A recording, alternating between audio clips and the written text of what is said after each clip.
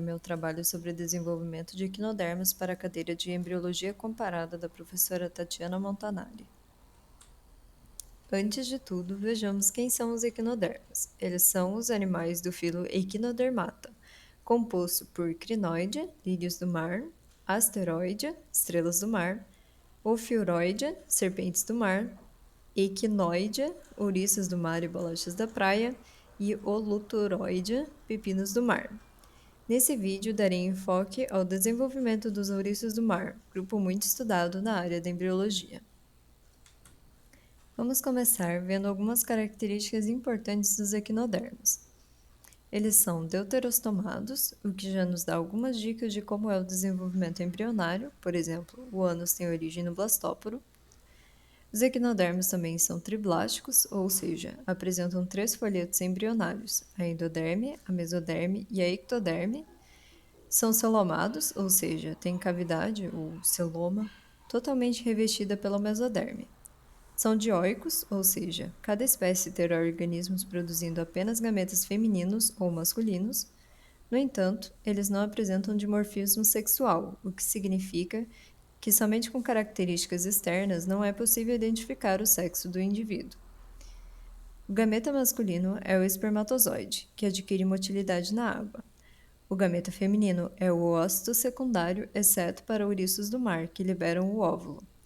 Além disso, o ovo é oligoléceo, com pouco vitelo, tem envelope vitelino e camada gelatinosa. E por fim, a sua fecundação é externa. Então vejamos como acontece essa fecundação externa.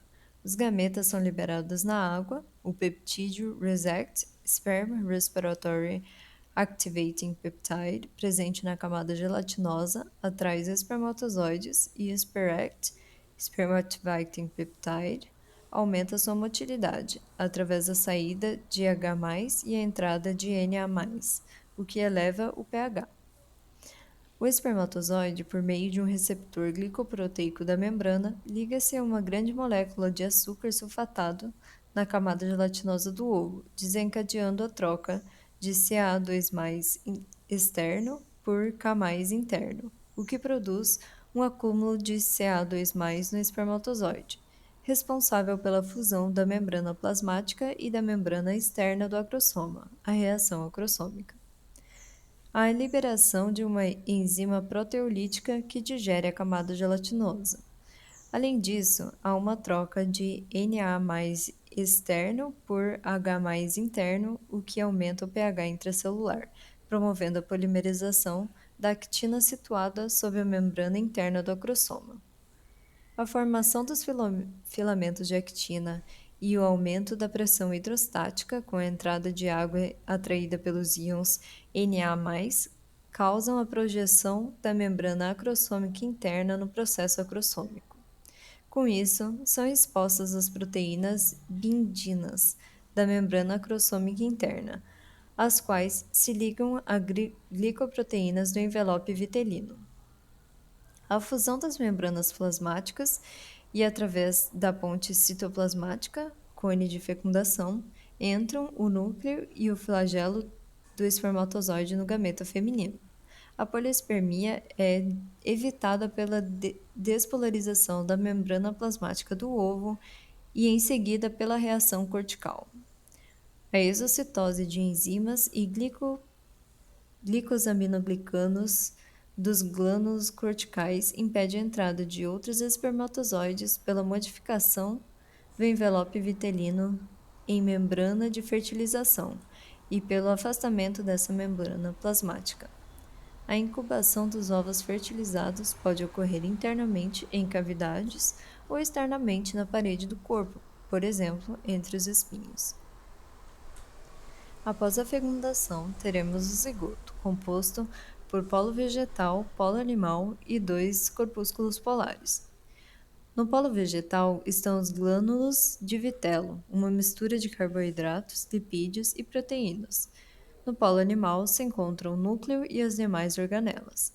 Para chegar ao estágio larval, esse zigoto passará por clivagens, ou seja, divisões mitóticas sucessivas sem a fase de crescimento do ciclo celular. Dessa forma, não haverá aumento do volume total do embrião nesse período. As células geradas são chamadas blastômeros. Como mostrado nessa representação em massinha, a primeira clivagem acontece no eixo meridional paralelo ao eixo animal-vegetal, resultando em dois blastômeros iguais. A segunda clivagem também se dá no plano meridional, perpendicular ao anterior, resultando em quatro blastômeros iguais. Já a terceira clivagem acontece no plano equatorial, transversal, e resulta em 8 blastômeros, sendo 4 oriundos do polo animal e 4 do polo vegetal. Nos equinodermos cujas larvas não se alimentam, como nas estrelas do mar, nos pepinos do mar e em algumas espécies de ouriço do mar, as próximas clivagens acontecem de forma igual, ou seja, originam blastômeros do mesmo tamanho. A quarta clivagem é meridional, a quinta é equatorial e a sexta meridional. Agora vejamos como se seguem as próximas clivagens na maioria das espécies de ouriços do mar. A quarta clivagem é meridional nas células provenientes do polo animal e equatorial, mas desigual, naquelas do polo vegetal, resultando em 16 células, 8 mesômeros provenientes do polo animal, 4 macrômeros e 4 micrômeros do polo vegetal. A quinta clivagem é equatorial nos mesômeros e meridional nos macrômeros. Os micrômeros não se dividem. O resultado é 28 células, 16 mesômeros, 8 macrômeros e 4 micrômeros. A sexta clivagem é meridional nos mesômeros e equatorial nos macrômeros e micrômeros, resultando em 56 células dispostas em duas camadas de 16 mesômeros, ano 1 e ano 2, duas camadas de 8 macrômeros, VEG 1 e VEG 2, e duas camadas de 4 micrômeros. Depois das clivagens, as células continuarão a se dividir, formando uma cavidade, a blastocele. Assim, o embrião passa a ser chamado de blástula. A blastocele é preenchida com uma matriz fibrosa contínua com a lâmina basal. As células aderem-se umas às outras por junções de adesão num processo denominado compactação. Na superfície apical, há a formação de cílios e na superfície basal organiza-se a lâmina basal, cujos constituintes foram sintetizados na oogênese, armazenados em vesículas e agora exocitados. Esse estágio é atingido 24 horas após a fecundação a temperatura de 20 graus Celsius. A gastrulação começa com o achatamento de células provenientes do polo vegetal, formando a placa vegetal.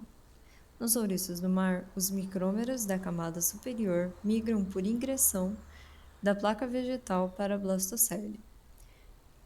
Da forma em garrafa, adquirem um aspecto estrelado com prolongamentos usados na migração pela matriz da blastocele. Eles são agora chamados células mesenquimais primárias. Os macrômeros da placa vegetal também mudam sua forma, tornando-se piramidais, mas como continuam aderidos uns aos outros, há a invaginação da camada para a blastocele, originando o arquêntero. A abertura do arquêntero para o exterior é o blastóporo. Algumas células situadas nas bordas ou lábios do blastóporo sofrem involução. Durante a internalização das células do polo vegetal VEG2, as células oriundas do polo animal, AN1 e AN2, proliferam e espalham-se para a porção inferior do embrião por epibolia. Essas células e aquelas da camada vegetativa superior, VEG1, constituirão o ectoderma, que derivará o epitélio de revestimento externo. As células mesenquimais primárias, através da adesão dos seus filopódios à lâmina basal, migram até encontrarem uma área de maior adesão, aptotaxia, que se situa ao redor da base do arquêntero. Os filopódios fundem-se e as células mesenquimais primárias organizam-se em cordões multinucleares, onde há deposição de carbonato de cálcio formando espículas calcárias, o esqueleto larval. As células do arquêntero movimentam-se por intercalação e alongam o tubo. Aquelas do fundo do arquêntero, oriundas dos macrômeros, emitem longos filopódios que se aderem à superfície interna da parede da gástula. Depois, ao se contrair, constituem um alongamento final do arquêntero. Com a ponta do arquêntero próxima à parede da gástula, essas células, denominadas mesenquimais secundárias, sofrem ingressão para a blastocele e diferenciam-se em células musculares e pigmentares e celomócitos de função desconhecida. Brotamentos do fundo do arquêntero com células provenientes dos macrômeros e dos micrômeros menores geram os sacos celômicos direito e esquerdo. Eles se dividem na protocele anterior, mesocele intermediária e metacele posterior. A protocele e a mesocele esquerdas formam o sistema hidrovascular do adulto. A protocele e a mesocele direitas degeneram e as metaceles produzem o mesentério e o celoma, ou seja, o revestimento interno e a cavidade corporal, respectivamente. O arquêntero, constituído por endoderma, deriva o epitélio do tubo digestório, que consiste em faringe, estômago e intestino. O blastóporo torna-se o ânus, enquanto, no lado oposto, na ponta de contato entre o fundo do arquêntero e a parede da glástula, a boca é formada. 3 dias após a fertilização, a temperatura de 20 graus Celsius, está formada a larva plúteo do ouriço do mar, capaz de se alimentar de fitoplâncton. As células oriundas do polo animal diferenciam-se no ectoderma, enquanto as do polo vegetal produziram descendentes dos 3 folhetos embrionários. O ectoderma originou o epitélio do revestimento externo, a epiderme, e os neurônios. O mesoderma derivou o revestimento do celoma e as células musculares que circundam a faringe. As células pigmentares, que invadem a epiderme, e o esqueleto calcário, que sustenta os braços da larva, aumentam a eficiência na alimentação. O endoderma do arquêntero tornou-se o epitélio do tubo digestório. Por fim, vamos analisar essa micrografia. Sinalizado com a letra O, temos os ovos, que estão densamente corados. Marcados com uma flecha, vemos o embrião de 2 células, resultante da primeira clivagem meridional. Indicado pela seta, temos embriões com um número maior de células. A blástula é reconhecida pela forma esférica e uma camada de células e a blastocele no interior, marcado com a letra B. A gástula é achatada na parte ventral e possui o arquêntero, marcado em A. Também é possível ver na larva plúteo o arquêntero, que originou o tubo digestório, e o esqueleto calcário corado em preto, que sustenta os braços. Essas foram as referências utilizadas. Obrigada por assistirem.